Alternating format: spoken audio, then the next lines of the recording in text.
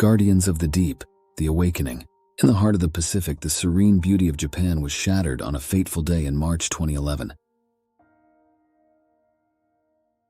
The Tohoku earthquake, a colossal force of nature, struck with unrelenting power, its shockwaves rippling across the land and sea. In its aftermath, the nation stood in ruins, a shadow of its former self struggling to comprehend the scale of the disaster. Amidst this chaos, an ancient legend long whispered in the halls of temples and in the quiet corners of old tea houses began to stir. It spoke of Kaiju no Kami, a mythical creature slumbering in the depths of the ocean, a guardian of the earth waiting to rise in the nation's darkest hour.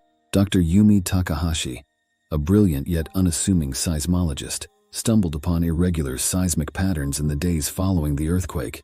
These were not mere aftershocks. They had a rhythm, an unnatural cadence that defied all scientific understanding. Her curiosity piqued. Yumi embarked on a quest for answers, delving into ancient texts and forgotten lore. Meanwhile, far from the bustling cities, in the tranquil town of Ise, a Shinto priest named Kaito sensed a shift in the spiritual energy of the land. He too had felt the odd tremors, their resonance echoing through the sacred walls of the Ise Jingu, Japan's most hallowed shrine. The old scrolls spoke of a time when gods walked among men, and Kaito wondered if such times were upon them again.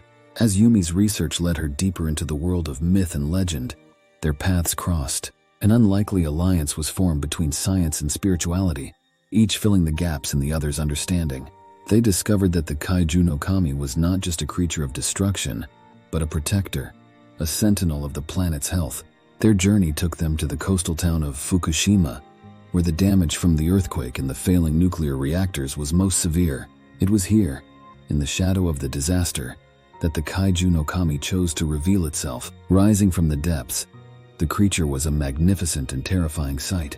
Towering above the tallest buildings, its scales shimmered with an ethereal glow, and its eyes burned with ancient wisdom. The Kaiju no Kami absorbed the leaking nuclear energy, its presence both a blessing and a curse. The world watched in awe and fear. Military forces converged, viewing the creature as a threat to be eliminated. Yumi and Kaito knew they had to act quickly. They believed that the Kaiju no Kami was not an enemy, but a key to healing the wounded earth. Delving into the Shinto rituals, they found a way to communicate with the Kaiju no Kami.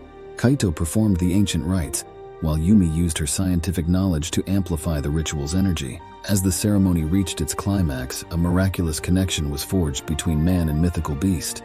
The Kaiju no Kami spoke in a voice that rumbled like the earth itself. It told of its purpose, of the balance it maintained, and of the danger posed by humanity's recklessness. It had absorbed the nuclear energy to prevent a greater catastrophe, but in doing so, it had weakened itself, becoming vulnerable. The creature's message was clear. Humanity must change its ways, respecting and protecting the natural world.